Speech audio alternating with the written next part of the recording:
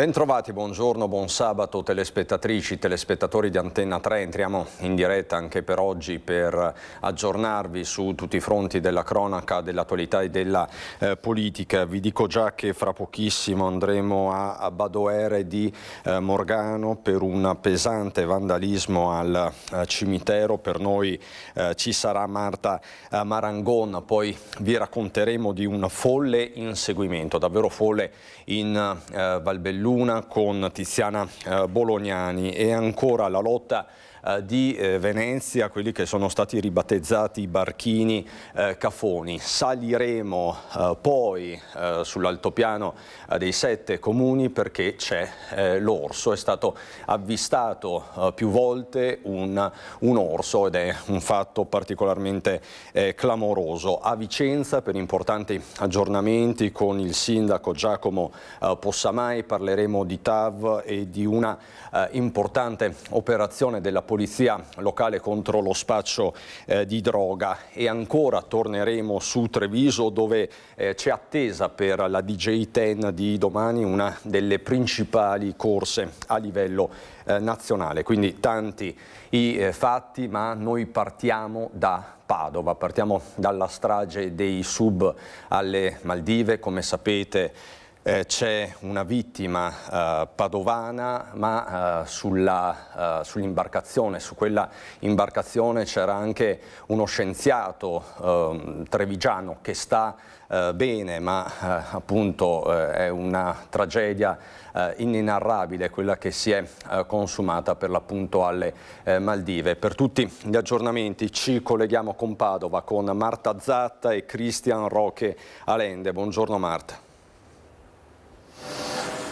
Sì, buongiorno Cristian, buongiorno ai nostri telespettatori. Ci sono importanti novità per quanto riguarda la strage dei sub morti appunto alle Maldive. Ricordiamolo, appunto, l'unico corpo al momento ritrovato è quello di Gianluca Benedetti, il 44enne padovano. La Farnesina ha fatto sapere che oggi sono riprese le ricerche degli altri 4 sub dispersi alle Maldive. Al momento sono impegnati nelle ricerche ben 8 sommozzatori maldiviani che si alternano nelle operazioni. Già 2 sommozzatori sono scesi appunto per cercare i 4 corpi appunto rimanenti delle vittime. Tajani, il ministro degli esteri Tajani, ha dato anche disposizioni alla Farnesina di seguire il recupero dei corpi, ma anche di seguire offrire un'assistenza psicologica alle famiglie appunto delle vittime. Noi in questo momento ci troviamo davanti al negozio Issimo, un negozio molto conosciuto a Padova di noleggio di attrezzature di sci e anche di attrezzature subacquee. Proprio qui Benedetti appunto era molto conosciuto perché organizzava corsi, noleggiava lui stesso delle attrezzature. Il proprietario Federico non ha voluto parlare ai nostri microfoni, ma ci ha parlato di Gianluca come di una persona, oltre a una bellissima persona, anche di un esperto del suo lavoro, determinato anche in tutto quello che faceva. Ma guardiamo innanzitutto nel servizio di Valentina Visentina la ricostruzione degli ultimi momenti. Il primo corpo identificato alle Maldive della tragica immersione di subacquei italiani è quello del padovano Gianluca Benedetti. I corpi delle altre 4 vittime si ritiene possano essere nella stessa grotta dove è stato recuperato quello del 44enne padovano, istruttore di sub e capobarca della spedizione. L'operazione di ricerca dei sub italiani però è ad alto rischio, a confermarlo un comunicato della Forza di Difesa Nazionale delle Maldive. Le condizioni meteo sono avverse, le correnti sono forti e la grotta si estende a più di 60 metri di profondità. La Guardia Costiera maldiviana ha effettuato una prima immersione tra i sommozzatori, anche un esperto italiano, ma solo 2 segmenti della grotta sono stati ispezionati senza esito. La Procura di Roma intanto ha aperto un'indagine sulla morte dei 5 italiani nell'immersione nell'atollo di Vavu. Assieme al Gianluca Benedetti c'erano la biologa dell'Università di Genova Monica Montefalcone, sua figlia Giorgia Sommacal, Muriel Odenino, 31enne, ricercatrice torinese, e l'esperto subacqueo Federico Gualtieri. magistrati romani attendono gli incartamenti che dovrebbero arrivare dalla sede diplomatica per affidare poi le deleghe alle forze dell'ordine. Secondo un testimone locale che era a bordo della safari boat Duke of York, l'immersione doveva durare meno di un'ora. Il gruppo si è tuffato alle 11 e alle 12, non vedendoli riemergere, sono iniziate le ricerche con la barca. A bordo anche un altro professore trevigiano, per un periodo docente dell'Università di Padova, l'entomologo forense Stefano Vanin. Sta bene ma è psicologicamente provato, riferiscono dall'Università di Genova, dove è attualmente associato di zoologia. Era sulla nave per una missione di campionamento di alcuni particolari insetti di interesse forense. Doveva tornare in Italia domenica. Nel frattempo il cordoglio per la morte del padovano Gianluca Benedetti è arrivata da parte del presidente della regione Alberto Stefani, che ha rivolto un pensiero d'affetto alla mamma del 44enne che lui conosceva indirettamente. Il mio cordoglio alla famiglia della vittima e anche ovviamente alle famiglie delle altre vittime che si sono verificate in questo triste episodio. So che si stanno accertando eventuali rischi e responsabilità del caso e spero che possano avere le informazioni adeguate nel più breve tempo possibile. L'ambasciata italiana a Colombo intanto sta offrendo assistenza agli altri 20 italiani che erano a bordo della barca che ha partecipato alla spedizione delle Maldive insieme ai 5 connazionali deceduti. Quel che rimane ora a Padova è sgomento e tanto dolore tra chi conosceva Gianluca Benedetti, come dicevo prima anche il proprietario Federico, proprietario del negozio Issimo di noleggio di attrezzatura subacquea, profondamente addolorato, oltre ovviamente anche a mamma Paola, mamma di Gianluca Benedetti, rimasta anche vedova da pochi mesi, ma ascoltiamo le parole di chi lo conosceva e dopo la linea può tornare allo studio. Mi dispiace, in questo momento non mi sento proprio fare nessuna dichiarazione di Gianluca. Ha saputo la drammatica notizia dall'ambasciata e non ce la fa dire altro. Troppo dolore per Paola, la mamma di Gianluca Benedetti, il 44enne padovano morto durante un'immersione alle Maldive. Benedetti, istruttore subacqueo e capobarca, aveva lasciato il posto fisso in banca alla BCC di Piove di Sacco per inseguire il suo grande sogno in mare. Dal 2017 le Maldive erano diventate la sua casa per 7 anni, con una breve parentesi in Indonesia. Lo si vede sorridente nella foto del sito del tour operator Albatros Top Boat. Qui a Padova, in via Facciolati, vive la mamma rimasta vedova pochi anni fa. I vicini, ora sotto shock, pensano a lei. Lo vedevo quando tornava, che faceva i giri in bicicletta. Conosciuto. Mi spiace per sua madre. Tanto. Sgomento e tanto dolore tra chi conosceva Gianluca, come Marco Ilotti, presidente del Centro Sportivo Italiano del Veneto e suo ex allenatore di calcio in gioventù. Chi era Gianluca Benedetti? Un amico, un bambino che ho visto crescere in parrocchia Cristo Re, dapprima come animatore, poi come allenatore e alla fine ho anche avuto la fortuna di essere un compagno di squadra nel Real Padova. Un ragazzo che ha scelto la passione della sua vita, lo sport, il calcio, il mare, la subacquea. Il pensiero va alla mamma Paola, rimasta sola, e il ricordo dell'animo altruista di Gianluca. Un riferimento per tutta la squadra, un ragazzo che non lasciava indietro nessuno, era il primo nel massimo dell'impegno, bravo, intelligente e determinato. Lascia un vuoto profondo. Cosa sia accaduto a 60 metri di profondità nell'atollo maldiviano resta un mistero. All'origine della strage degli italiani potrebbe esserci stato un problema alla miscela di ossigeno delle bombole, oppure il maltempo e il cambiamento delle correnti che potrebbe aver disorientato i sub facendoli restare incastrati. Adesso in Val Belluna vi parlavo di un folle inseguimento, un inseguimento da film tra sirene, posti di blocco e perfino colpi di pistola sparati in aria per tentare di fermarlo. Per oltre un'ora un uomo di 31 anni, cittadino ucraino, residente in Comelico, ha seminato il panico lungo le strade della Val Belluna dopo aver rubato un'auto a Ponte nelle Alpi. La sua corsa è finita alle curve di Bardies contro la BMW di un automobilista che stava tornando a casa. Nessun ferito grave fortunatamente, ma tanta paura. Ci racconta tutto Tiziana Bolognani con Stefano Bozzi. È stata una serata di paura, quella vissuta ieri sera tra Ponte nelle Alpi, Belluno e la sinistra Piave, dove un inseguimento ad altissima velocità ha causato scene da Far West. Vai, io vieni su. Eccolo là.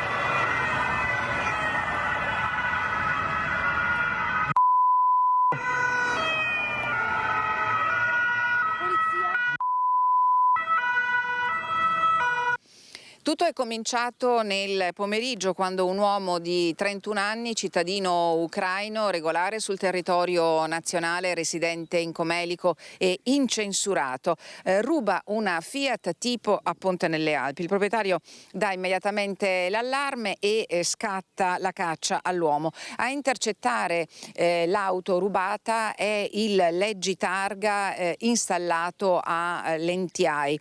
Da quel momento in questa zona convergono polizia e carabinieri che organizzano dei posti di blocco lungo la provinciale numero 1. Il fuggitivo non si ferma, anzi per la verità accelera. Le pattuglie si lanciano all'inseguimento dell'auto con sirene che risuonano per chilometri. Molti residenti escono di casa increduli.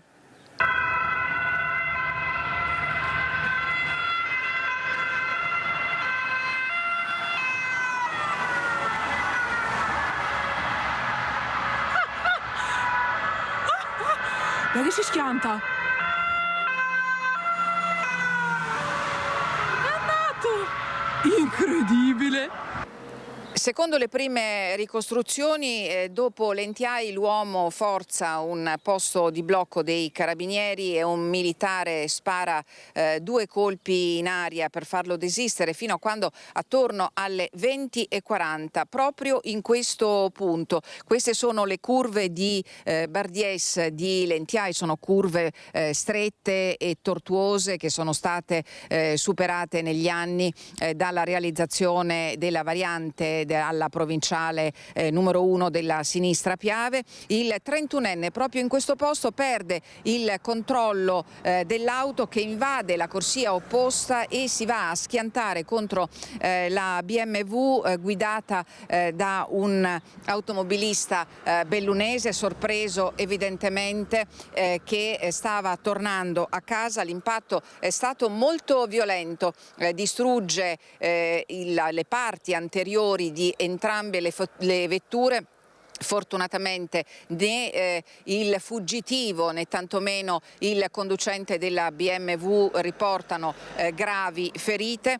Subito dopo questo incidente il 31enne è stato circondato ed è stato arrestato dai carabinieri. Per il momento i reati a suo carico sono furto e resistenza a pubblico ufficiale, ma la sua posizione in questo momento è al vaglio degli investigatori. Ieri sera la provinciale numero 1 è rimasta chiusa proprio in questo tratto, mentre i vigili del fuoco e le forze dell'ordine mettevano in sicurezza la strada e rimuovevano i mezzi incidentati. Insomma, lo avete visto, scene da vero e proprio Far West nel cuore della Valbelluna. Noi ci spostiamo adesso a Badoere di Morgano, quindi nella Marca trevigiana, ve l'ho detto in apertura, parliamo di un pesante vandalismo al cimitero. Ci colleghiamo con Marta Zatta che si trova all'interno del cimitero di Badoere. Per la parte tecnica c'è Tommaso Migot. Buongiorno Marta. Sì, buongiorno Cristian. Sì, siamo nel cimitero di Badoere di Morgano dove ieri sera si sono verificati diversi episodi di vandalismo che stanno veramente indignando l'intera comunità. Ecco, qui vedete proprio stanno intervenendo gli operatori di Contarina per ripulire e sistemare le tombe che sono state danneggiate. Ignoti sono penetrati nel cimitero e hanno dato fuoco a diverse lapidi che come vedete sono state danneggiate, bruciati i fiori, bruciati i vasi, una croce è stata divelta tra le sepolture e c'è davvero indignazione e sconcerto tra le persone. Peraltro stamattina c'è stato un funerale qui e tanti paesani sono giunti al cimitero ed hanno potuto vedere i danni che erano stati appunto messi a segno nella notte. Qui è venuto anche il sindaco di Morgano, Nicola Lazzaro. Sindaco, un gesto che veramente indigna. Beh, è un gesto che non può far altro che indignare, giustamente. È un episodio molto grave, un episodio che ci ha scosso profondamente, perché l'atto vandalico di per sé è un atto che ovviamente va sempre condannato, ma in questo fatto, all'interno di questo contesto, all'interno di un cimitero, all'interno di un luogo di culto dove tutti veniamo a trovare i nostri cari, dà veramente misura, ecco, che le persone che lo hanno commesso, insomma, non hanno anima, non hanno coscienza, non hanno rispetto per assolutamente per niente, e quindi questo è veramente una cosa che fa male perché vuol dire che c'è qualcosa che non va, ma diverse cose che non vanno, perché per arrivare a fare questo non riesco neanche a capire, a pensare cosa possa passare per la testa di una persona per arrivare a fare un gesto del genere, perché i fiori che sono stati incendiati potrebbero essere quelli della sorella, del papà, della mamma, di queste persone, e questo lo devono. Io invito le persone che lo hanno fatto a fare una riflessione proprio su questo, insomma, che questo è un luogo dove altre persone vengono a trovare chi non c'è più e meritano un rispetto massimo. Parlavo prima con gli operatori di Contarina, che ringrazio per l'intervento, anche se erano qui per il funerale che abbiamo appena celebrato, che non si era mai verificato neanche in altri cimiteri un episodio così grave, e quindi mi faccio delle domande, insomma, e spero di trovare delle risposte, ma è difficile, molto difficile.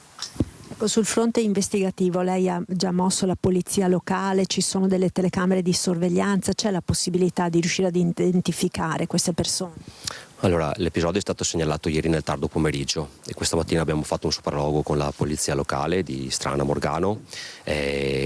Abbiamo delle telecamere non magari che puntano direttamente, insomma, ecco, al luogo dove si è svolto proprio il fatto, insomma, ma nelle immediate vicinanze, quindi sicuramente adesso cercheremo di fare un'azione investigativa per cercare di capire, insomma, di individuare qualche responsabile, perché va perseguito senza nessun tipo di sconto. Ecco, tra l'altro, sindaco, non nel cimitero ma in altri luoghi del comune si sono verificati anche in passato degli atti vandalici.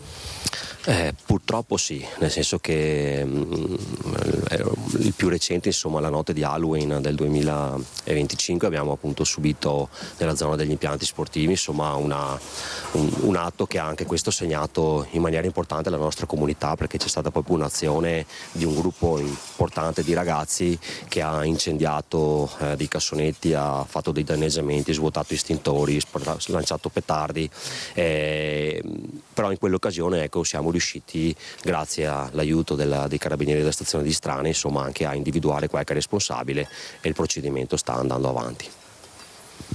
Ecco, questa dunque è la situazione, Christian, qui al cimitero di Morgano, dove appunto veramente le persone sono sconcertate da quanto accaduto. Vi restituisco la linea allo studio. Grazie Marta Marangon con Tommaso Migot da Badoere per questo fatto davvero sconcertante. Noi adesso ci spostiamo sempre in diretta, sempre rigorosamente in diretta, andiamo in Laguna con la nostra Ilaria Marchiori, per la parte tecnica c'è Francesca Pezzo. Ilaria ci racconta di barchini cafoni, perché è stata innescata una vera e propria lotta contro quello che possiamo definire un vero e proprio fenomeno. Buongiorno Ilaria. Buongiorno anche a te Cristian, buongiorno ai nostri telespettatori. Hai detto bene, un vero e proprio fenomeno che sta diventando in realtà un'escalation, perché da pochi residenti che lamentavano questo problema stanno aumentando sempre di più considerevolmente. Qui ci sono proprio i due legali che stanno seguendo la questione di questi barchini cafoni, quasi definiti maranza, con musica a tutto volume e che sfrecciano passano in laguna. Potete immaginare, con i problemi che conosciamo bene che riguardano la laguna e la città, che cosa possa significare in particolare per i residenti e veneziani che vivono nelle zone limitrofe. Qui insieme a me appunto ci sono i due legali che stanno seguendo questi residenti. Partiamo da Caterina Dalmas. Allora, che cosa state facendo? Cosa vi dicono questi residenti?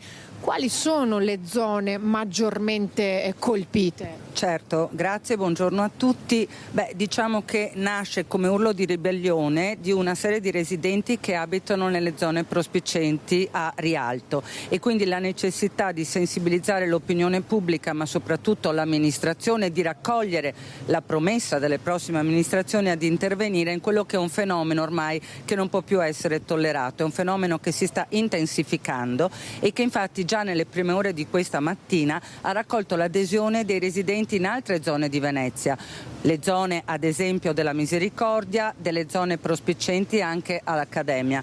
Cosa accade? Si tratta di barchini che nelle ore notturne, soprattutto nelle ore notturne, oltre a sfrecciare ad una velocità che non può essere tollerata, si fermano e sostano con una musica a tutto volume e compiono altresì atti di vandalismo, abbandono di rifiuti e schiamazzi. Ci stiamo chiedendo quindi fino a dove il diritto di beneficiare della propria città, il diritto di divertirsi nella propria città va a confliggere col diritto al riposo e alla sicurezza delle persone, e ad un fenomeno che deve essere arginato di increscente degrado.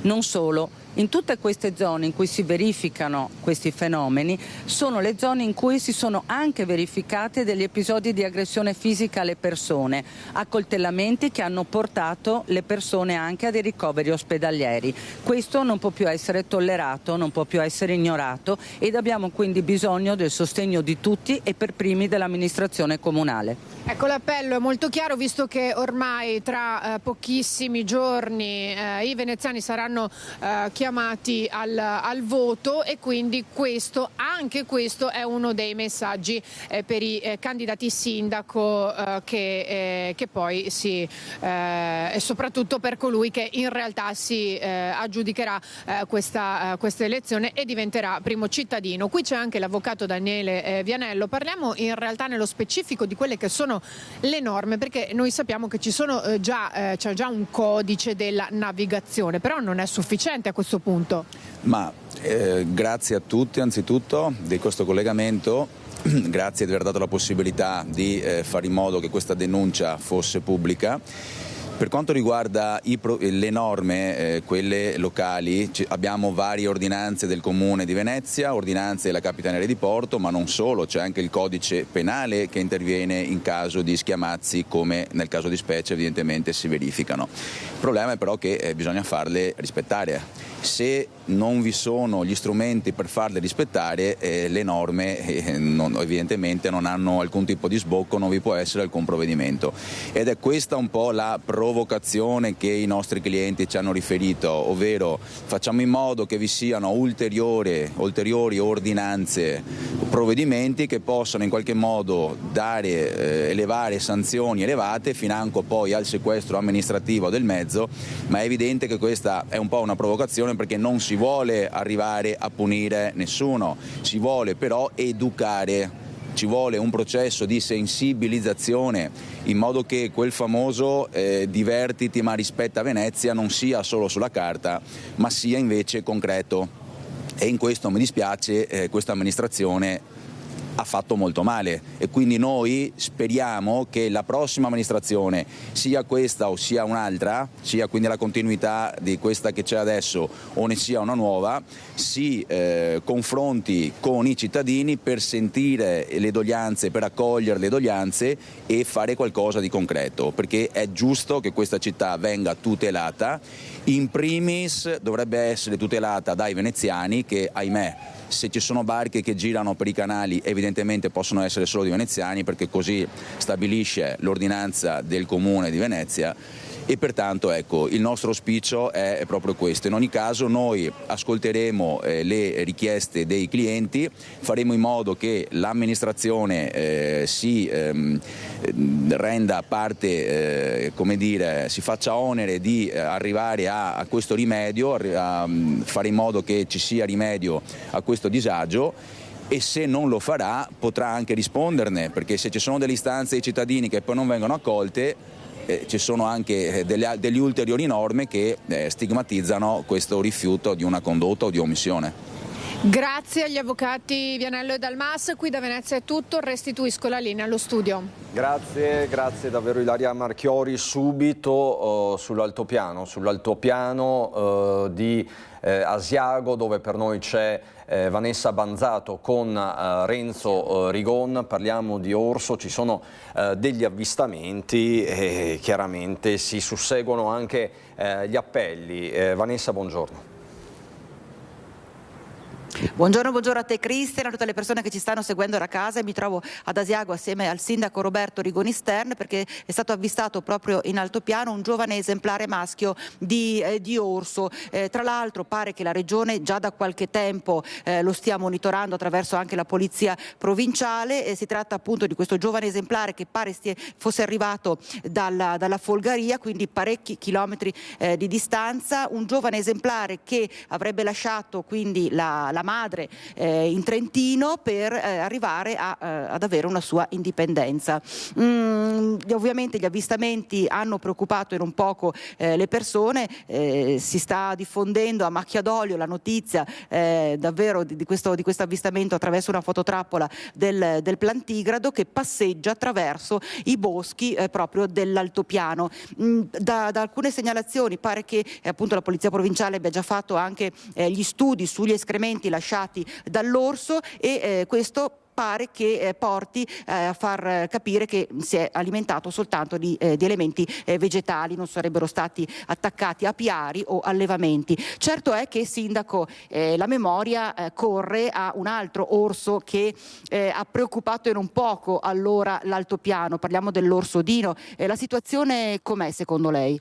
Ma quello era un orso molto più problematico di questo è un poco più grande di un cucciolo, per cui si sta spostando quindi verso le nostre montagne del Trentino, passando per Folgaria, quindi la provincia di Trento, dove ci sono molti orsi nella zona Trentino, penso al parco dell'Adamello Brenta, e quindi questi spostamenti sono motivati anche dalla particolarità di questi animali che cercano spazi grandi, vanno in cerca delle femmine quando vanno in calore, e quindi questo fa pensare che questo orso non sia stanziale, ma che si sposterà nel breve termine, nel momento in cui diventerà grande, in cerca della femmina. Quindi se penso a quello che era successo all'epoca dell'orso Dino, non sono più di tanto preoccupato, perché oggi questo orso è monitorato, viene seguito con delle fototrappole dalla Polizia Provinciale di Vicenza in coordinamento con la Regione Veneto, e speriamo che non crei particolari problemi, perché ricordo all'epoca io fui costretto da assessore al turismo a fare una campagna stampa per poter disincentivare i turisti,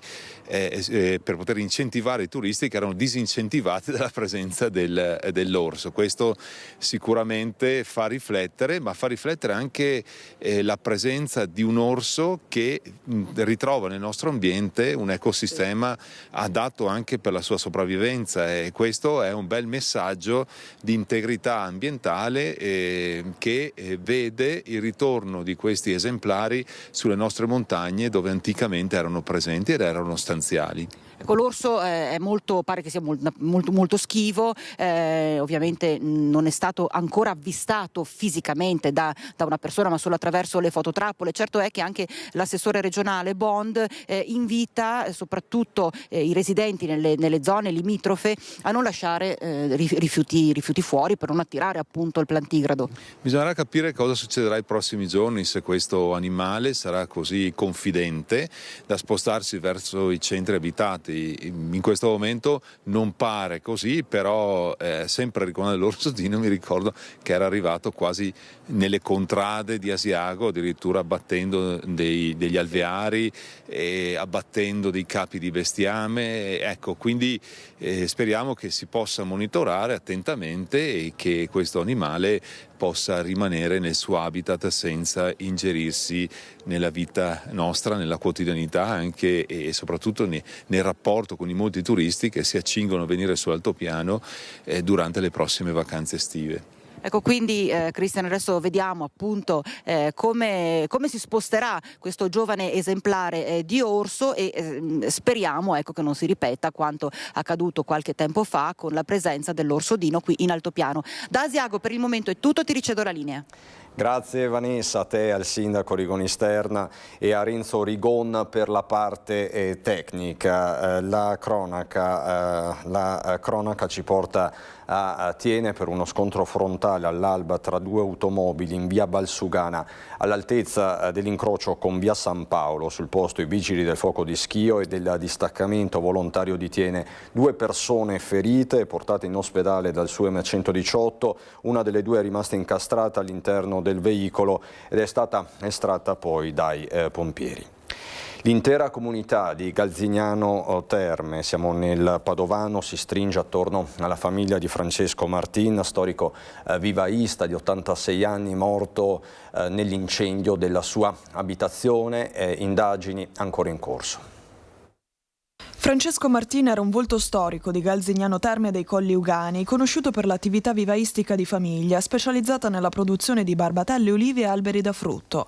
L'86enne è morto tragicamente nella sua abitazione di via Menegalli 1, dopo essere rimasto coinvolto in un incendio al piano terra della sua abitazione. La notizia ha colpito profondamente la comunità di Galzignano e in particolare la frazione di Val San Zibio, dove la famiglia Martin è conosciuta da generazioni per il vivaio oggi portato avanti dai figli. Una tragedia che ha colpito l'intera comunità perché la famiglia Martini è molto conosciuta, oltretutto hanno un'impresa che è diventata storica per il comune di Galzignano Terme.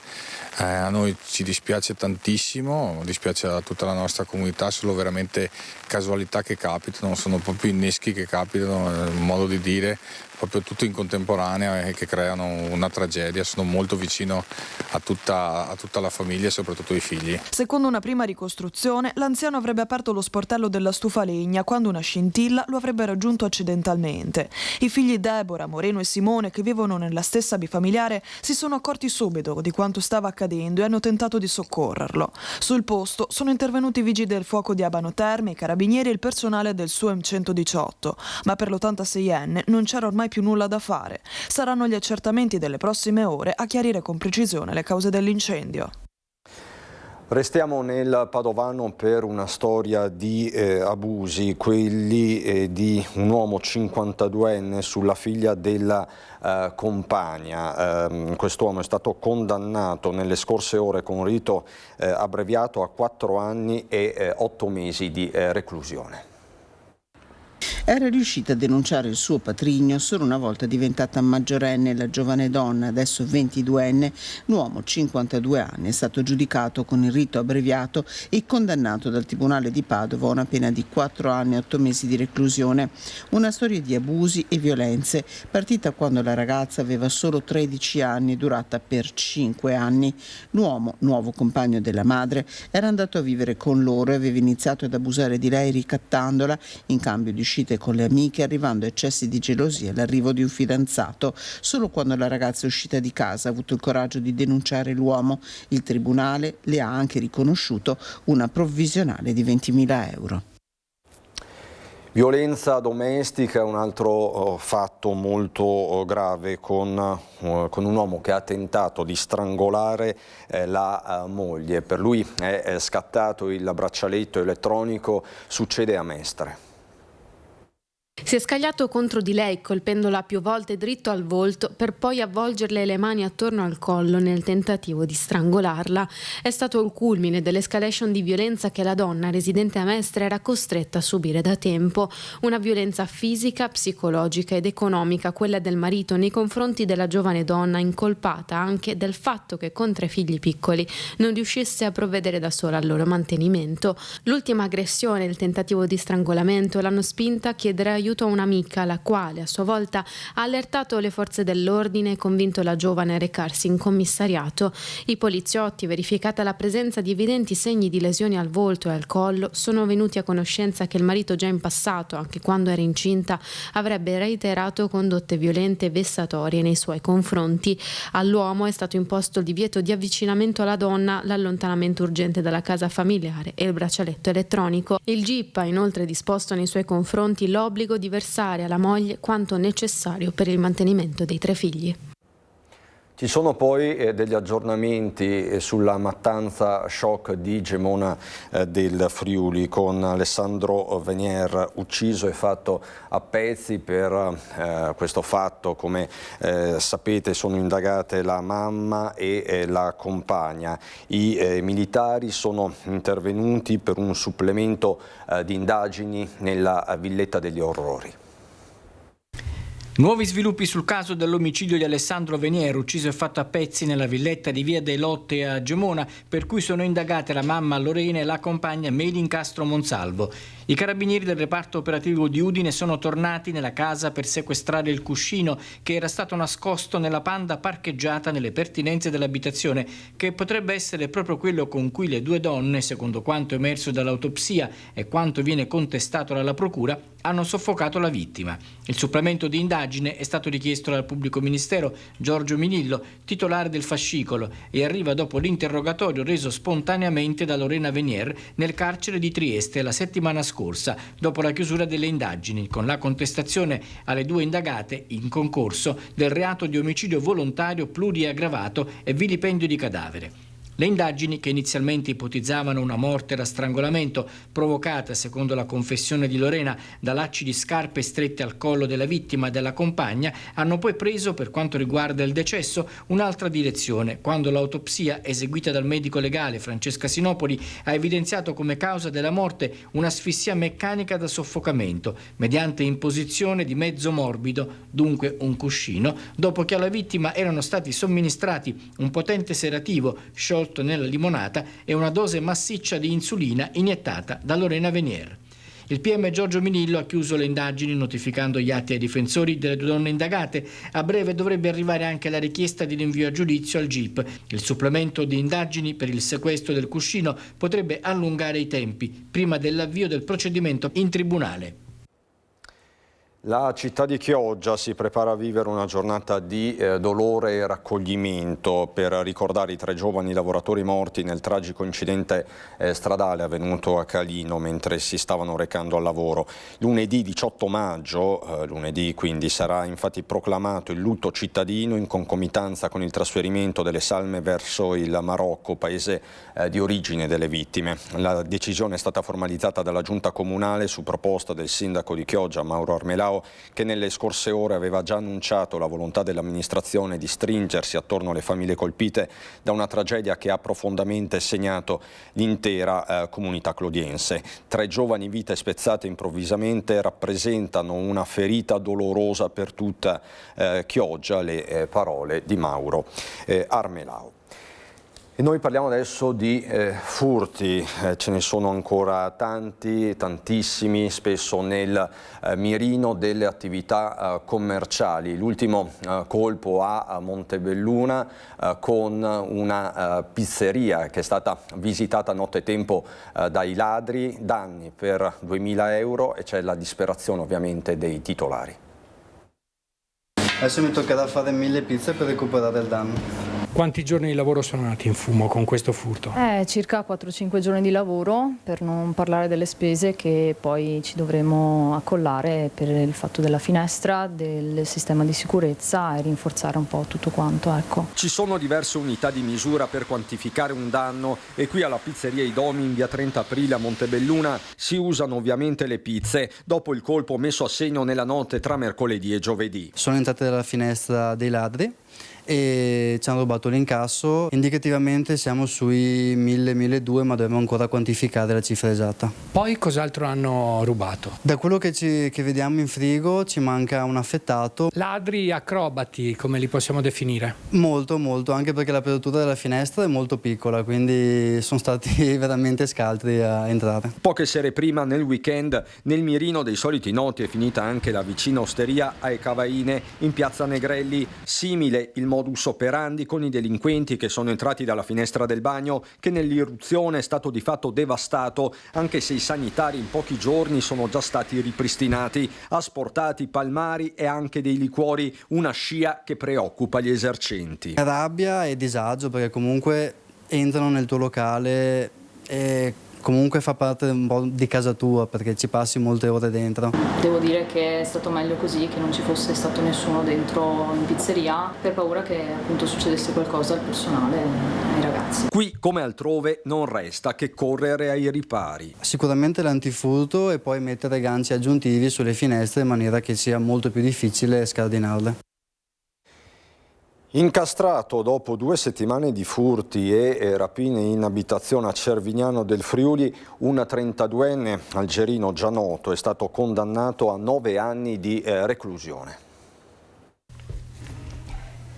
Aveva terrorizzato Cervignano del Friuli nelle 2 settimane tra fine marzo e metà aprile 2024 con furti in abitazione e rapine. In un caso la proprietaria dell'abitazione si era accorta della presenza dei ladri e si era rifugiata sul tetto sfondando un lucernario della soffitta, fino a quando i carabinieri non lo hanno sorpreso in un'abitazione occupata abusivamente con la refurtiva messa insieme nelle sue scorribande. E per questo, oltre alle accuse di furto aggravato e rapina, ha dovuto rispondere davanti al giudice anche di occupazione abusiva di immobile e ricettazione.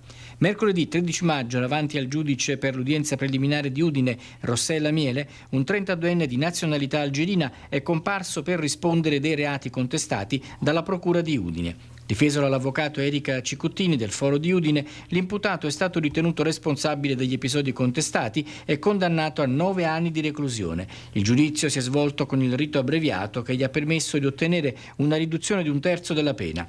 L'uomo si trova in carcere per altre ragioni. Nell'udienza di mercoledì ha seguito il processo in collegamento dalla struttura penitenziaria dove è detenuto. Le denunce dei cittadini colpiti in alcuni furti nelle loro abitazioni segnalavano la presenza di più ladri. I presunti complici del 32enne algerino non sono stati però individuati. Le indagini sono state svolte dai carabinieri della stazione di Cervignano del Friuli. È stata una delle notizie della settimana la chiusura temporanea del servizio mensa della Caritas a Treviso, e questo dopo l'aggressione di un operatore, un volontario 35enne da parte di un 29enne camerunense che è stato denunciato a piede libero. Ebbene, si sono prese delle contromisure. Il servizio mensa della Caritas riaprirà martedì, ma sarà un servizio blindato. Presidio delle forze dell'ordine durante il servizio. La mensa della Caritas di Treviso riaprirà a partire dalla sera di martedì 19 maggio. Dopo l'aggressione ad un volontario colpito lunedì sera con un coltello al volto da un ex ospite della struttura di Via Venier, il direttore Don Bruno Baratto aveva deciso di sospendere tutti i servizi in attesa di una soluzione che consentisse di garantire maggior sicurezza ad operatori e volontari. Ebbene, ora è arrivata la disponibilità della prefettura a garantire in via eccezionale per alcuni giorni un presidio di forze dell'ordine nell'orario di apertura della mensa. Caritas Tarvisina ringrazia il prefetto e tutti coloro che si sono attivati per trovare questa temporanea soluzione. Resta ora da capire come continuare dopo questo servizio. Per noi, ribadisce Caritas in una nota, è prioritario riuscire a continuare questo servizio aperto a chi ne ha più bisogno, tenendo conto anche del fatto che è l'unica iniziativa in città in grado di fornire ogni sera un pasto caldo. Tutte le sere alla Caritas di Treviso vanno a mangiare dalle 80 alle 100 persone, numeri in aumento, come in aumento sono coloro che per varie ragioni hanno atteggiamenti che possono mettere a rischio l'incolumità di operatori, volontari e anche altri ospiti. Di qui la necessità di trovare una soluzione che consenta di continuare a garantire servizi che, scrive Don Bruno, fanno del bene non solo a chi ne usufruisce, ma all'intera comunità. Denuncia e daspo urbano per un 50enne di Resana che, ubriaco nel pomeriggio, ha molestato delle ragazze creando non poco scompiglio in un bar di piazza Giorgione a Castelfranco. A bloccarlo sono stati gli agenti della polizia locale.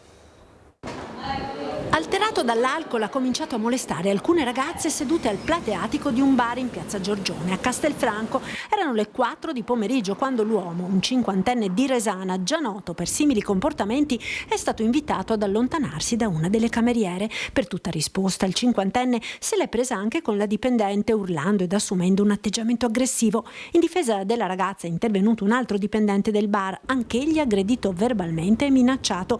Ad accorgersi del trambusto davanti al locale presente anche una pattuglia della polizia locale. Gli agenti, con non poca fatica, sono riusciti a riportare il cinquantenne ad atteggiamenti più consoni, notando però che in tasca nascondeva un oggetto poi rivelatosi un coltello. Con il supporto di una seconda pattuglia l'uomo è stato portato in comando, dove è stato denunciato per porto abusivo di arma ed ubriachezza manifesta.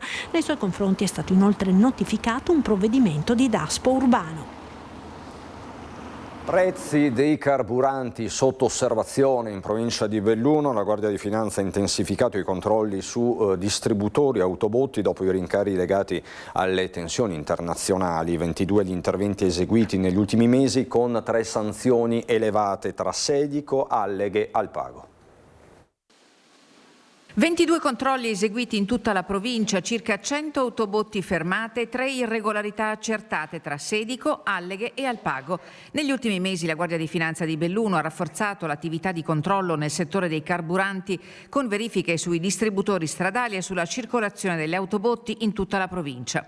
In 3 casi, a Sedico, Alleghe e Alpago, sono state riscontrate irregolarità legate all'omessa comunicazione dei prezzi praticati alla pompa attraverso il portale ministeriale Osserva Prezzi Carburanti. Elevate sanzioni complessive per 1.200 euro. Controllate circa 100 autobotti in transito sulle strade provinciali. Verificata anche una segnalazione arrivata al numero di pubblica utilità 117 sulla possibile presenza di acqua nelle cisterne di un distributore. Gli accertamenti però hanno dato esito negativo.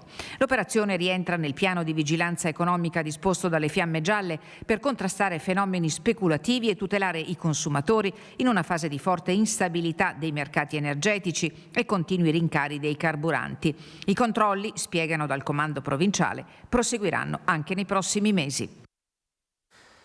E a proposito di caro prezzi, di caro benzina, il blocco dei TIR è stato confermato. Le associazioni regionali aderenti a Unatras Veneto hanno comunicato infatti l'adesione al fermo nazionale dei servizi di autotrasporto proclamato a livello nazionale dal 25 al 29 maggio. Si tratta di una decisione grave, sofferta ma ormai inevitabile, scrivono in una nota le categorie. Stiamo affrontando una delle crisi più dure degli ultimi decenni e l'assenza di risposte concrete stanno portando al collasso migliaia di imprese che ogni giorno garantiscono il funzionamento dell'economia regionale. Il Veneto rappresenta uno dei principali motori produttivi ed esportatori d'Europa, eppure proprio le imprese che tengono in piedi il sistema logistico e manifatturiero del paese vengono lasciate sole. Il tempo delle promesse e dei rinvii è finito. Lo sentite, sono parole davvero durissime da parte delle associazioni di categorie nei confronti del governo.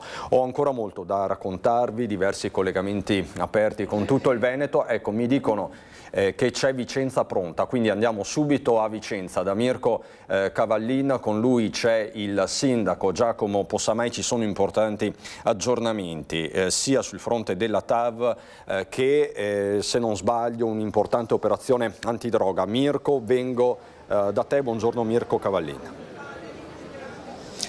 Grazie Cristian, approfittiamo degli ultimi istanti di disponibilità del sindaco. L'hai citata per ultima, allora un flash su questa operazione antidroga in zona ospedale.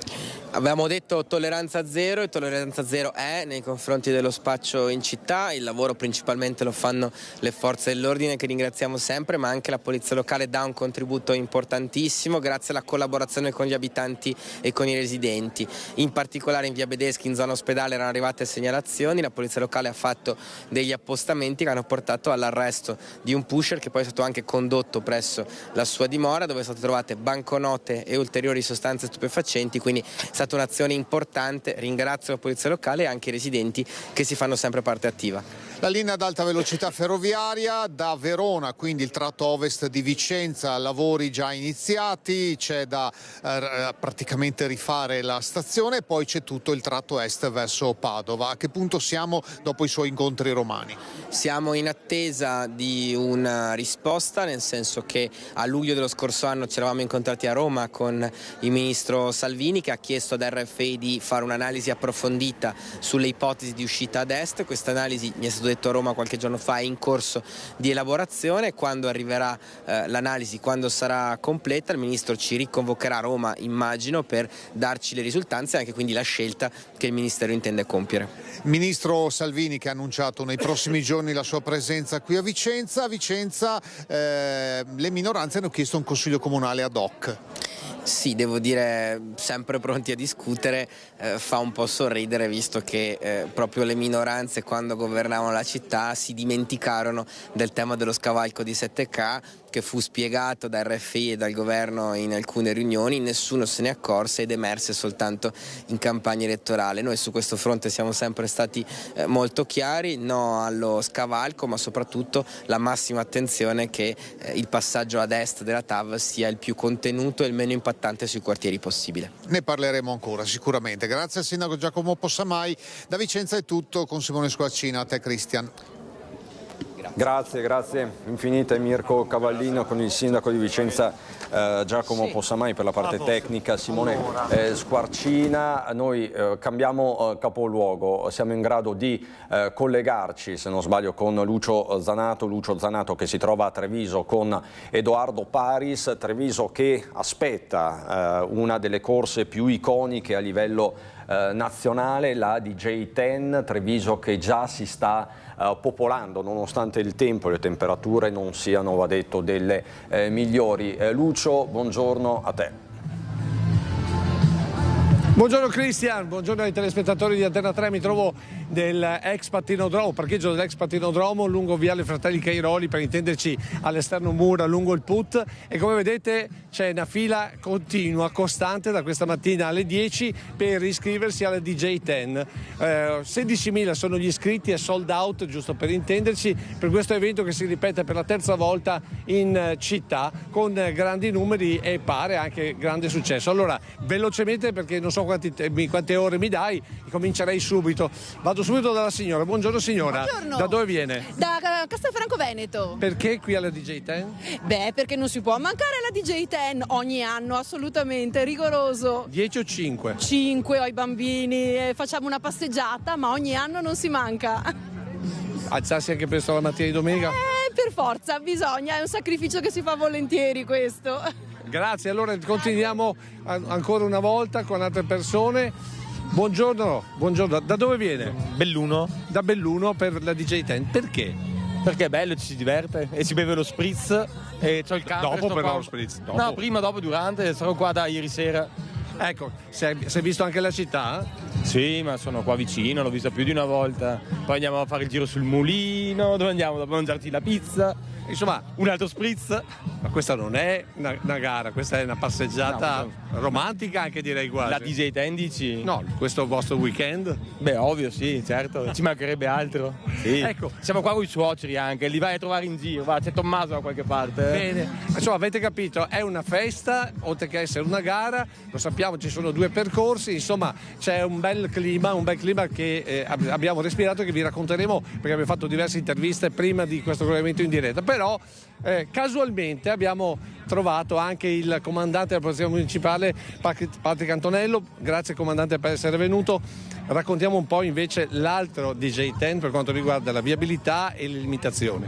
Allora, per domani la giornata sarà molto impegnativa per il grosso flusso di persone previsto. Comunque diciamo che ci sono alcuni tratti stradali, in particolare quello compreso tra il Put all'esterno di Porta San Tommaso fino alla zona di Ponte del Ferro, che saranno interdetti alla circolazione durante tutto il passaggio degli atleti, dei corridori, dei partecipanti. E altra cosa importante secondo me è il suggerimento di possibilità di utilizzo dei tanti parcheggi che ci sono all'esterno della cinta muraria di Treviso, compresi anche i parcheggi multipiano evidentemente. Ecco, per quanto riguarda invece chi parcheggia o parcheggerà nelle prossime ore in città? Allora, in città diciamo che l'importante sarà escludere la possibilità di sosta nella zona più vicina a dove ci sarà l'acquartieramento della zona di partenza, in particolare la zona di Piazza e Viale Burchiellati, Borgo Mazzini e Piazza Matteotti, dove attualmente in questo momento c'è ancora il mercato, ma tra poco i commercianti se ne andranno e verranno iniziate attività di allestimento. Dopodiché diciamo il grande consiglio che possiamo dare è per tutti i residenti o coloro che comunque normalmente utilizzano i veicoli partendo dal centro città, domani mattina se dovessero avere la necessità di uscire è bene che dalle 9 in poi escano in modo tale da diciamo uscire dall'area di percorso e non trovarsi in qualche modo limitati nella circolazione. E poi quando è che potranno rientrare? Allora, tendenzialmente, a parte la zona degli arrivi che ho detto poco fa, tutto il resto della città progressivamente si aprirà, diciamo, intorno alle 12, dopo il passaggio comunque dei corridori. Consideriamo che la corsa più lunga è quella dei 10 km, un passo, diciamo, umanamente sostenibile, una passeggiata di circa 5 km all'ora, le fanno un paio d'ore, mettiamo 3, quindi partendo alle 9:30 si finisce alle 12:30 circa indicativamente. Ecco, ovviamente ricordiamoci che nel momento in cui terminano di passare gli atleti o comunque i partecipanti, verrà aperto immediatamente il traffico.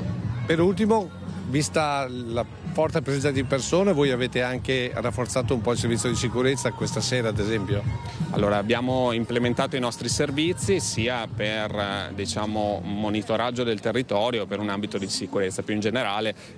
C'è un dispositivo predisposto dall'autorità di pubblica sicurezza, il signor Questore, evidentemente anche sulla base della direzione del prefetto, per cui anche la giornata di domani sarà sicuramente presidiata in maniera opportuna e sicuramente molto efficace. Grazie al comandante Antonello. Adesso stavo guardando perché, Cristian, avevo visto che c'era anche il sindaco, che notoriamente è uno che ama molto le corse, lui è uno che insomma è molto atletico, l'abbiamo sentito prima ma non lo vedo. Allora annuncio invece gli appuntamenti di oggi pomeriggio, perché ci sarà, diciamo, un appuntamento nel pomeriggio. Intanto la prima cosa, tutti quelli che si iscrivono hanno anche la possibilità di andare a vedere i musei con biglietto ridotto, i nostri musei cittadini, quindi un'occasione non solo di sport ma anche di cultura. Poi nel pomeriggio invece alla Loggia dei Cavalieri ci sarà un momento di incontro legato al benessere maschile.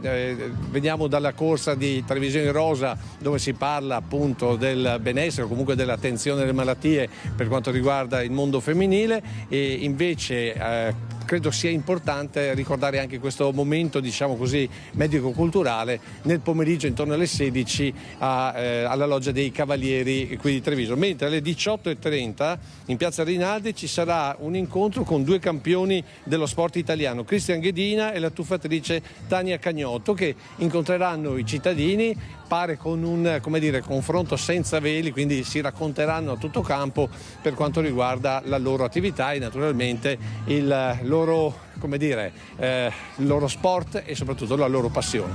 Domani mattina 9:30 è atteso qui Linus per la partenza della DJ10.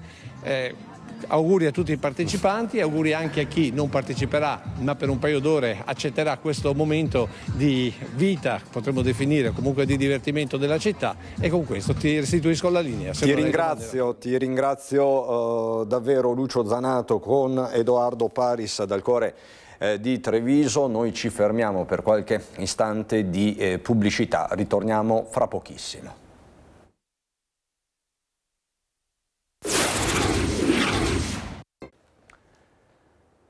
Di nuovo in diretta per proseguire il nostro racconto di questo sabato a Nord-Est. Mi aiuto con l'home page del Gazzettino, che apre con la strage dei sub. Ditemi com'è morto Gianluca, il dolore di mamma Paola, avevo solo lui. Benedetti aveva la bombola scarica. Stefano Vanini, il biologo trevigiano, ero lì, siamo tutti sconvolti. Chiaramente una delle notizie di questa settimana, una tragedia che ha sconvolto più comunità. Ci siamo collegati all'inizio di questa prima edizione con Marta Zatta da Padova. Poi in Friuli, Venezia Giulia, trovati morti due escursionisti scomparsi in montagna in Friuli, erano sulla cresta tra i monti Piombada e Bottai. A Belluno c'è una notizia di economia. De Rigo, i coniugi Ennio ed Emiliana donano 1.000 euro a ogni dipendente, questo per riconoscenza. Parliamo appunto di una famiglia storica nel bellunese, operativa nell'occhialeria e non solo. Poi appunto le altre notizie di giornata, che sono davvero tante. Se ci avete seguito fin qui, siamo stati sull'altopiano di Asiago per l'avvistamento dell'orso, e poi a Vicenza per tutte le novità in materia di TAV. C'è stata anche un'operazione antidroga, e poi siamo stati al cimitero di Badoere per un pesantissimo atto vandalico. Però appunto ci sono ancora tante notizie di cui darvi conto, per esempio questa che ci porta a Jesolo, dove c'è stato un vertice sulla sicurezza tra imprenditori e forze dell'ordine, questo in vista dell'inizio della stagione balneare. Dobbiamo mantenere il livello di sicurezza reale e percepita che abbiamo realizzato, continuando a lavorare in sinergia fra pubblico e privato. Con la stagione turistica alle porte, la sicurezza torna ad essere un tema al centro del dibattito a Jesolo. 27.000 residenti che d'estate possono crescere fino a diverse centinaia di migliaia di persone.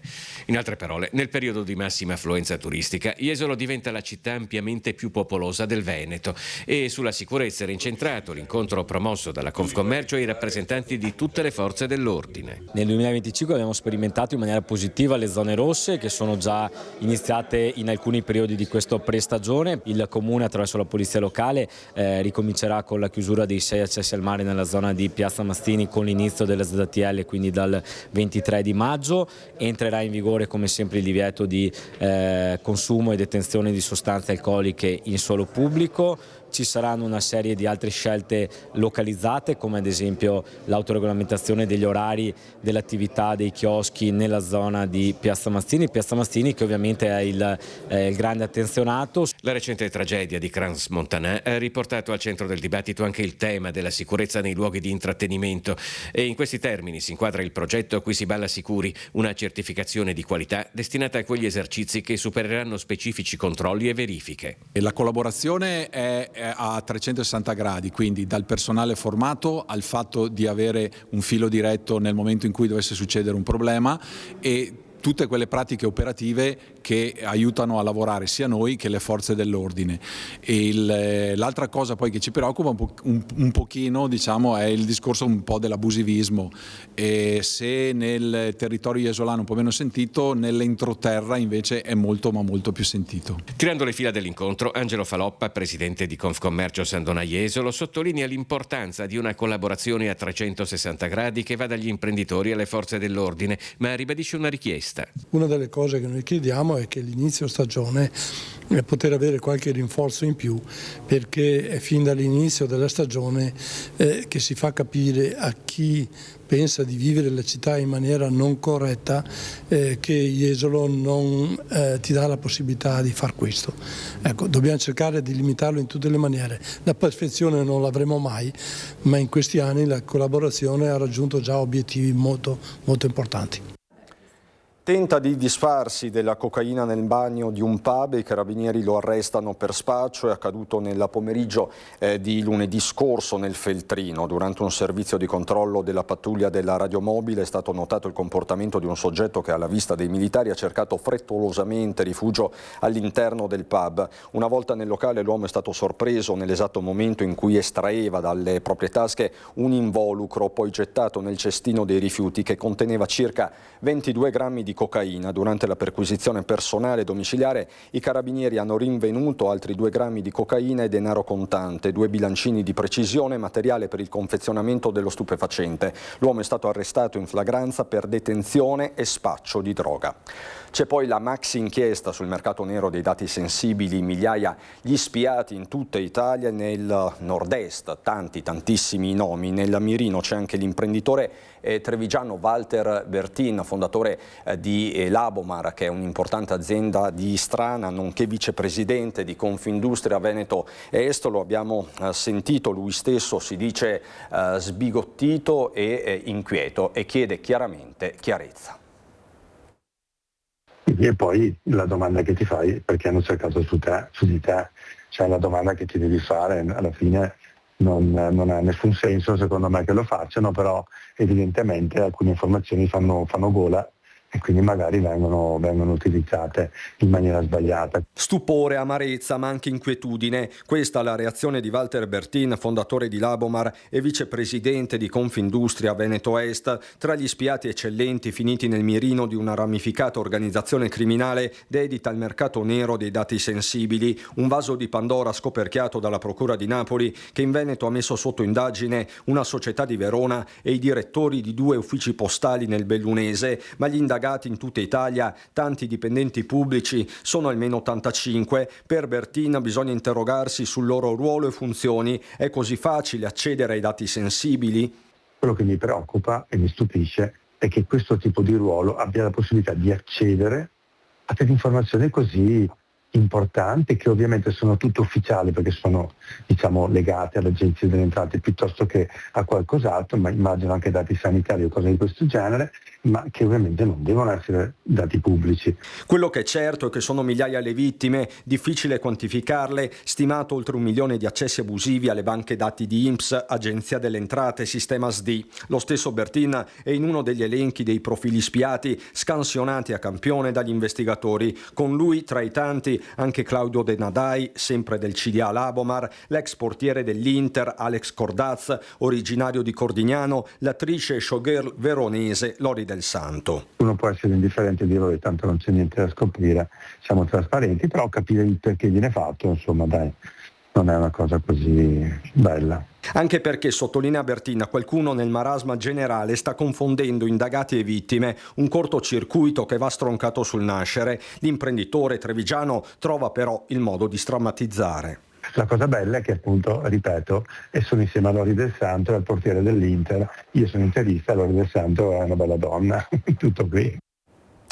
Sono arrivate le mie ospiti e ve le mostro, siamo pronti a parlare di giovani da tutti i punti di vista, 360 gradi, parleremo anche di un'importante iniziativa che si svolgerà a fine maggio, ma lo faremo fra 1 minuto esatto di pubblicità. A fra poco.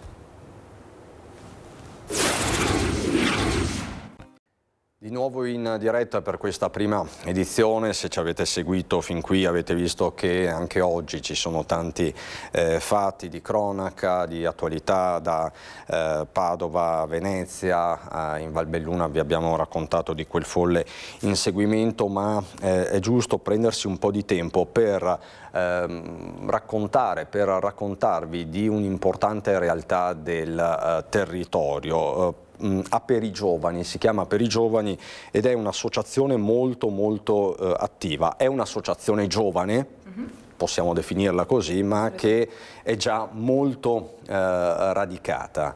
E qui con me c'è la presidente di Aperigiovani, che è Lucrezia Mazzonetto, e c'è pure la responsabile marketing Aperigiovani, Angela Bosello. Quindi buongiorno a entrambe. Lucrezia, abbiamo deciso di darci del tu, così mi fate sentire più giovane anche a me, quindi insomma ti ringrazio per questo. Allora, spiegaci che cos'è Aperigiovani, come nasce, qual è stata la molla, la scintilla? Allora, Aperigiovani nasce come associazione nel 2024, ma in realtà nasce da un gruppo giovani della Fondazione Cuore Livio Mazzonetto, che è nata nel 2006. Il gruppo giovane nasce nel 2017 e nasce come iniziativa con Apericuore, ma in realtà poi cresce nel tempo, negli anni, accogliendo, diciamo, sempre più giovani e arrivando a organizzare non solo Apericuore ma altre iniziative con l'obiettivo di sensibilizzare i giovani sulle problematiche sociali e di fare squadra tra i giovani. E quindi nasce proprio come progetto di un'associazione di giovani per i giovani. Nasce nel 2024 come associazione e oggi conta uno staff di circa 30 persone, operative, non operative, anche perché siamo tutti volontari, quindi il tempo che ognuno di noi può donare dipende sempre dalla nostra persona. Però poi all'interno del festival abbiamo un numero importante di giovani, dai 100 ai 250 e quindi diciamo una realtà abbastanza unica, penso, nel territorio. È una macchina organizzativa mica da ridere. No, non da poco, non da poco. Sicuramente all'interno tra di noi ci organizziamo anche in gruppi, in aree, tra cui appunto Angela è la nostra responsabile marketing e diciamo utilizziamo il tempo che ognuno di noi può donare, però essendo proprio volontari bisogna che siamo tanti, altrimenti quindi i giovani sono protagonisti, sì, per i giovani. Assolutamente sì, come attivi, quindi sono coloro che organizzano, ma anche sono coloro che sono i destinatari delle attività che noi facciamo. Usare il linguaggio dei giovani significa creare iniziative come queste, quindi certo, iniziative che parlano di sport, di musica, di inclusione. Esatto, e noi siamo sempre partiti ci chiamiamo come associazione Aperi, proprio perché l'aperitivo per noi è un linguaggio per riuscire ad attrarre i giovani, per riuscire a farli avvicinare alle realtà, a tutto ciò che noi approfondiamo quotidianamente e quindi di fatto ogni evento che noi facciamo parte sempre dalla convivialità, visto proprio come un linguaggio, quindi il linguaggio dei giovani, il linguaggio dell'aperitivo come linguaggio per sensibilizzare e avvicinarli a quelle che sono le tematiche che noi affrontiamo, dal lutto alla disabilità all'inclusione. Come giustamente hai detto, noi dedichiamo molto tempo e le nostre attività anche durante il festival, durante Apericuore, a moltissime attività che raccolgono persone con disabilità, che offrono loro l'opportunità di vivere emozioni, di vivere esperienze diverse dal loro quotidiano, ma anche attività per i giovani, musica per famiglie, area bimbi, quindi diciamo un evento a 360 gradi, però focus sui giovani, proprio perché cerchiamo di essere un tramite da giovani a giovani. Aperitalk è una iniziativa collaterale, sì. Sono appunto dei talk dove sì, voi parlate di tutto. Allora, 360 gradi, senza tabù e senza... Esatto, sì. Diciamo che essendo un'iniziativa per i giovani, noi cerchiamo di parlare di tematiche giovanili, quindi che magari non riusciamo a parlarne normalmente, come rischio suicidario, oppure abbiamo parlato da poco di errore e fallimento che nei giovani purtroppo attualmente è molto diffuso. Nel fallimento di tutto, quindi anche magari dell'università, vediamo anche tanti ragazzi ultimamente purtroppo che tentano anche suicidio per colpa appunto di questo. Parliamo di endometriosi, fibromialgia, che appunto nei giovani, nelle donne giovani purtroppo è molto diffuso e quindi noi cerchiamo appunto di non renderle più tabù, quindi rendere delle tematiche parlate normalmente, con quindi un aperitivo. Parlate anche di prevenzione del suicidio, certo, questo è importante, sì, perché chi ci segue sa che è un argomento che affrontiamo spesso anche con l'associazione Il Filo di Simo, è importante farlo. Sì, soprattutto per i giovani. Io appunto essendo molto giovane riesco anche a immedesimarmi appunto in questi giovani e nelle difficoltà che appunto ci sono per noi.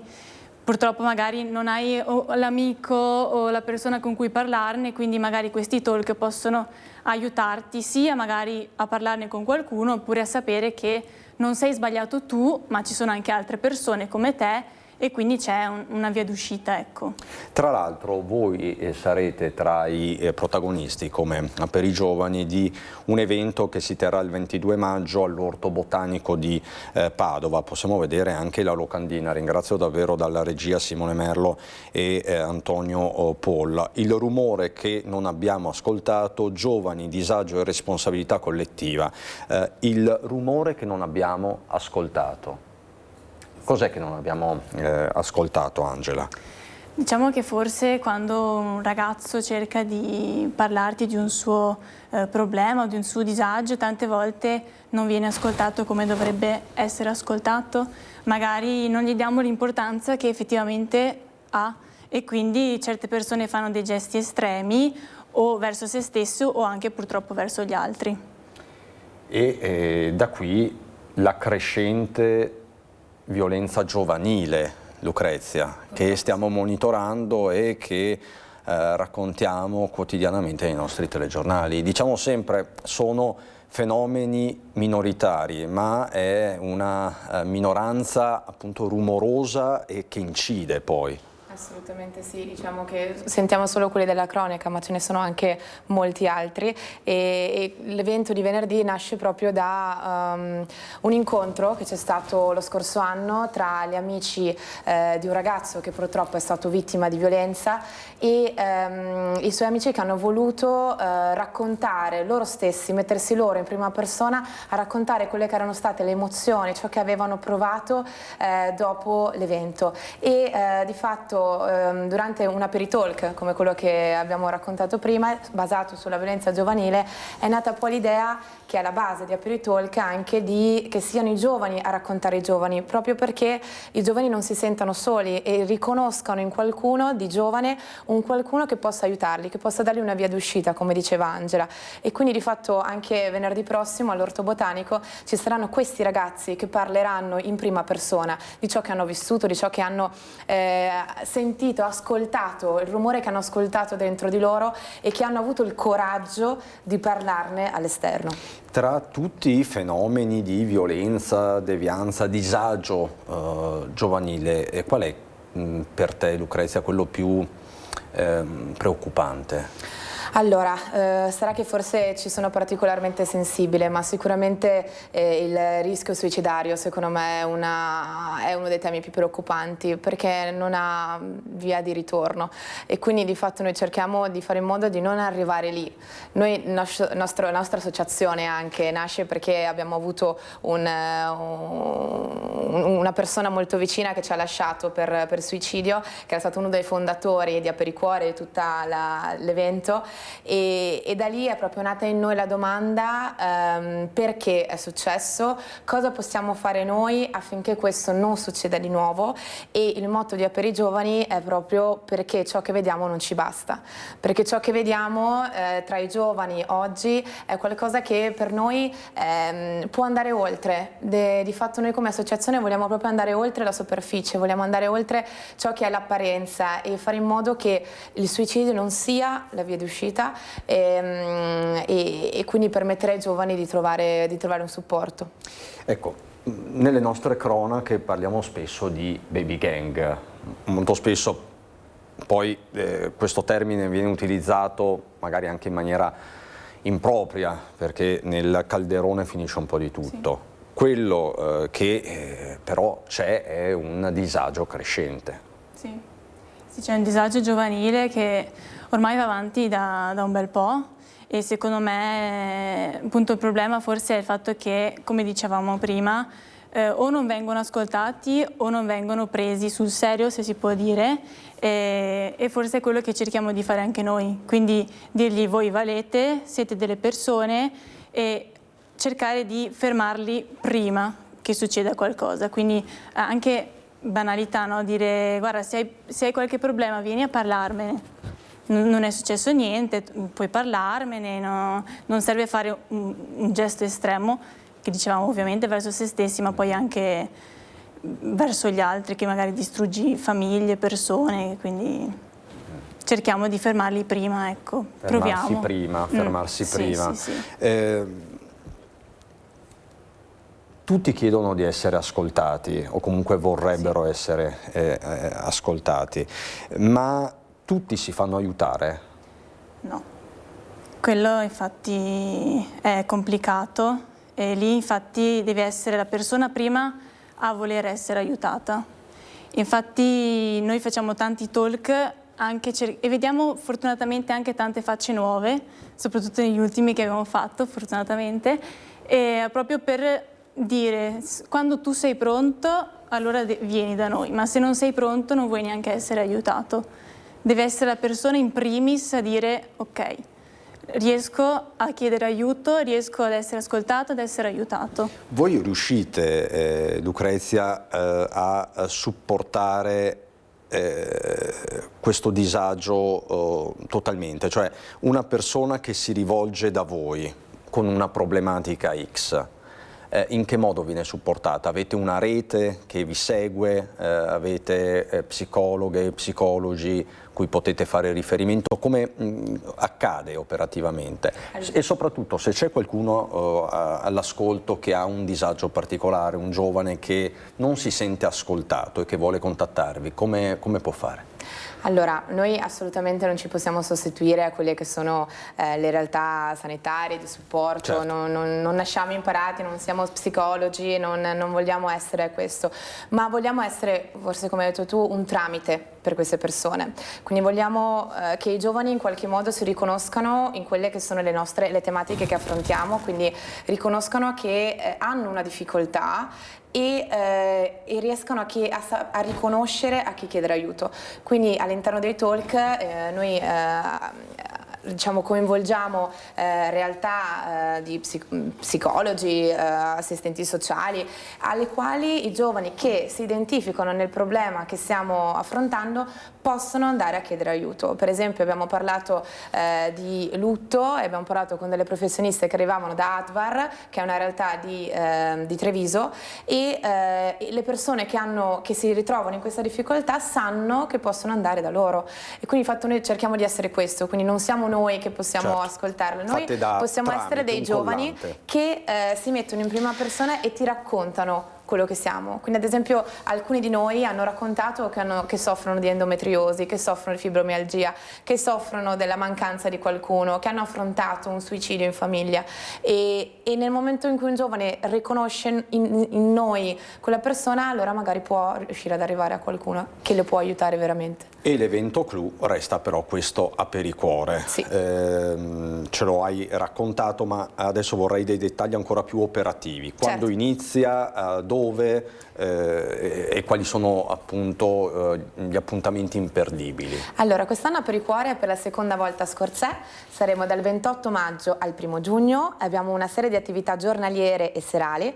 Giornaliere abbiamo la giornata della disabilità, che si terrà giovedì 28 maggio, in cui avremo 600 persone con disabilità e 150 studenti di quinta elementare che faranno attività tra di loro, quindi una giornata vera e propria di inclusione. Il sabato avremo Giochi Senza Frontiere, una realtà che ha un evento che quindi raccoglie tutte le associazioni dei comuni che hanno aderito.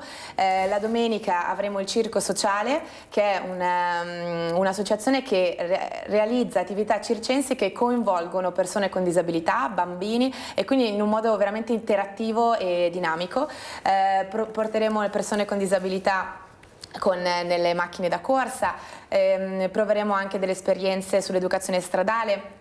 E poi la sera invece avremo, diciamo, la parte più ludico-ricreativa, dove abbiamo diversi ospiti. Avremo il giovedì la cover dei Linkin Park, il venerdì Voglio tornare negli anni 90, sabato avremo Besame, la domenica DJ Matrix e lunedì anni 2000.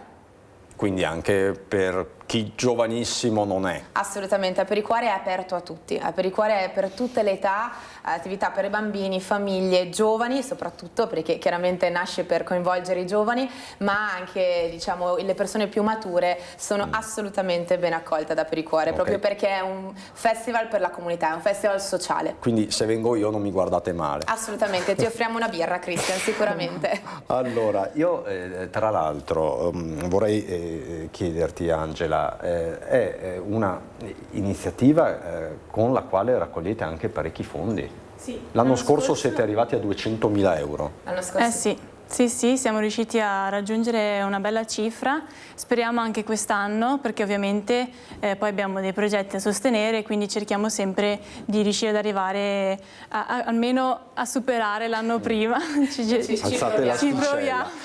Sì. Tra questi progetti qual è quello che vi sta più a cuore? Beh, allora i progetti noi ogni anno, ed è una cosa molto importante, li scegliamo assieme come associazione, come giovani.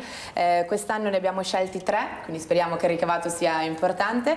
Ci sarà ADMO, quindi l'Associazione Donatori Midollo Osseo, per l'acquisto di un ambulatorio mobile per poter andare nel territorio a sensibilizzare e iscrivere i giovani nel registro dei donatori.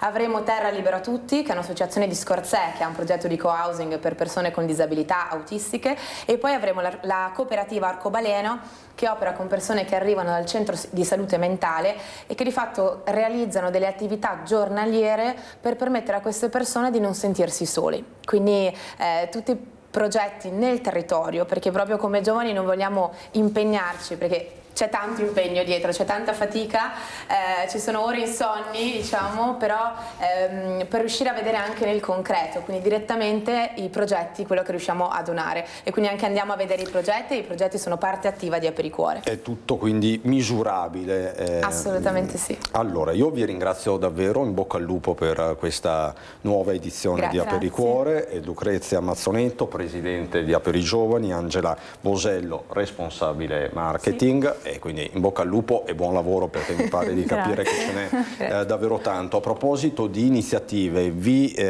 segnalo questa di giovedì 21 maggio a Quinto di Treviso, dove sarà protagonista Luisa Corna, cantante, attrice, volto noto della televisione, che presenterà il suo nuovissimo libro Tofu e l'isola di plastica, che invita a riflettere sul presente e sul futuro del pianeta, dedicato ai ragazzi, ma la tematica è certamente di interesse generale. Sarà accompagnata a Quinto di Treviso dal chitarrista e compositore Gian Domenico Anellino, che ha già collaborato con Claudio Baglioni, Renato Zero, Riccardo Cocciante. Quindi giovedì sera a Quinto di Treviso a Villa Memo Giordani.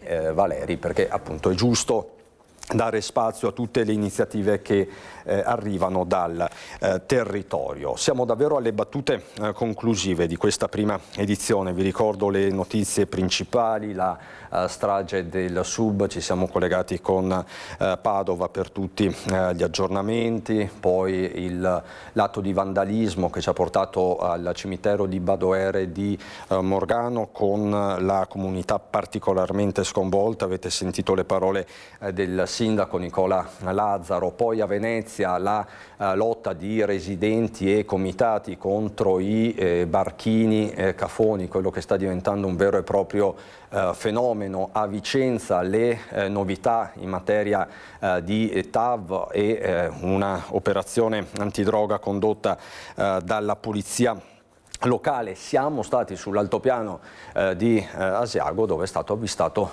l'orso, dove ritorna l'orso, con tutto poi sapete quel florilegio di polemiche e discussioni che accompagna la presenza di questi plantigradi. Abbiamo parlato di sicurezza, di furti, e insomma torneremo questa sera ad aggiornarvi su tutti i fronti a partire dalle 18:25 con l'edizione regionale 19 Venezia, 19:30 Treviso con Belluno. Ringrazio dalla regia Simone Merlo con Antonio Poll. Subito dopo di noi andrà in onda Casa Pappagallo, attesissimo, con la ricetta del giorno, agricoltura con Lucio Zanato, alle 15:45 il film Fragola e cioccolato. Insomma, rimanete su Antenna 3. Grazie davvero per l'attenzione, buon proseguimento.